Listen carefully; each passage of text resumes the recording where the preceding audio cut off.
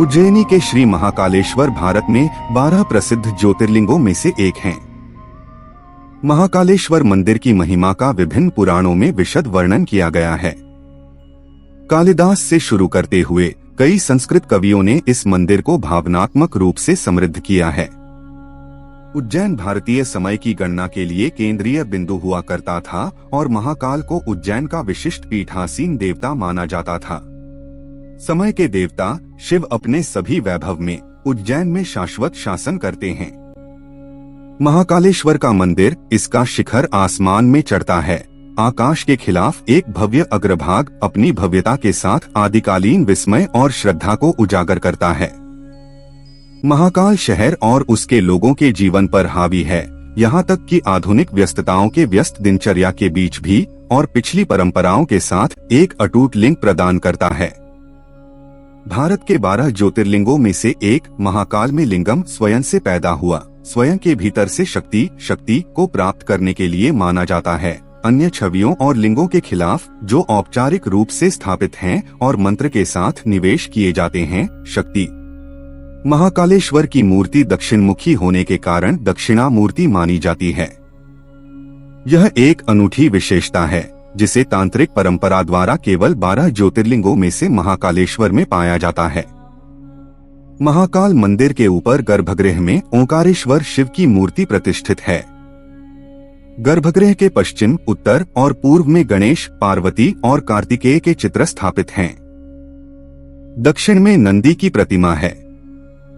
तीसरी मंजिल पर नागचंद्रेश्वर की मूर्ति केवल नागपंचमी के दिन दर्शन के लिए खुली होती है।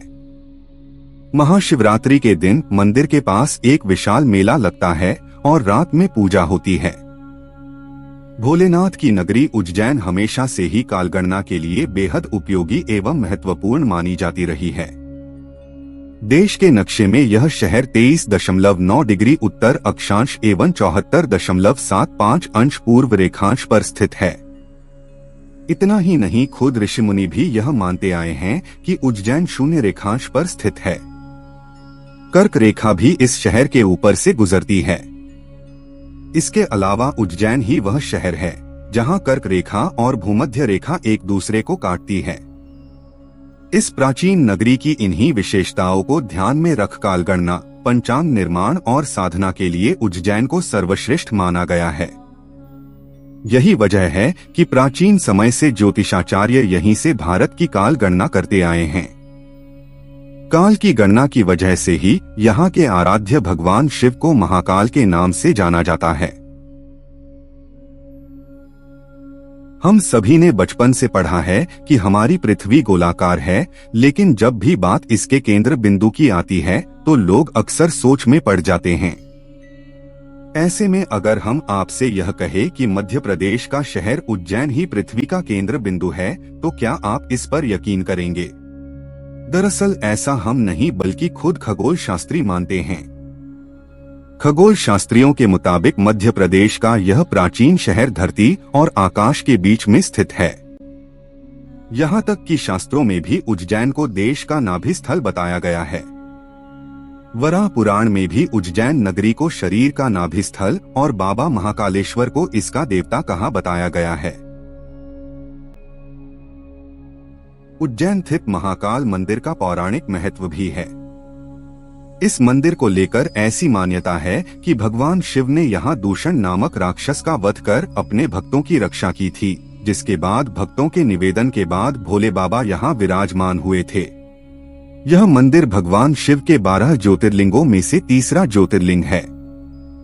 इसकी खास बात यह है कि यह एकमात्र ऐसा ज्योतिर्लिंग है जो दक्षिण मुखी है। यही वजह है कि तंत्र साधना के लिहाज से इसे काफी अहम माना जाता है, क्योंकि तंत्र साधना के लिए दक्षिण मुखी होना जरूरी है। इस मंदिर को लेकर एक मान्यता यह भी है कि यहाँ भगवान शिव स्वयं प्रकट हुए थे। साथ ही पुराणों में भी ऐसा कहा गया है कि उज्जैन की स्थापना खुद ब्रह्मा जी ने की थी। यह भी मान्यता है कि महाकाल के दर्शन मात्र से ही मोक्ष की प्राप्ति हो जाती है। काल गणना के अलावा उज्जैन शहर अपने राजा विक्रमादित्य की वजह से भी काफी जाना जाता है। दरअसल प्राचीन काल में इस नगरी में राज करने वाले राजा विक्रमादित्य ने हिंदुओं के लिए एक ऐतिहासिक कैलेंडर विक्रम संवत निर्माण कराया था, जो वर्तमान में एक प्रचलित हिंदू पंचांग है। इसी पंचांग के आधार पर भारत के उत्तरी, पश्चिमी और मध्य भाग में व्रत त्योहार मनाए जाते हैं। इतना ही नहीं, इस संवत को नेपाल में भी मान्यता मिली हुई है। विक्रम संवत से पहले देश में युधिष्ठिर संवत, कलयुग संवत और सप्तर्षि संवत भी प्रचलित रह चुके हैं। हिंदू धर्म में उज्जैन शहर का अपना अलग महत्व है। यह प्राचीन धार्मिक नगरी देश के 51 शक्तिपीठों और 4 कुंभ स्थलों में से एक है। यहाँ हर 12 साल में पूर्ण कुंभ तथा हर 6 साल में अर्धकुंभ मेला लगता है। हालांकि उज्जैन में होने वाले कुंभ मेले को सिंहस्थ कहा जाता है। दरअसल सिंहस्थ का संबंध सिंह राशि से है।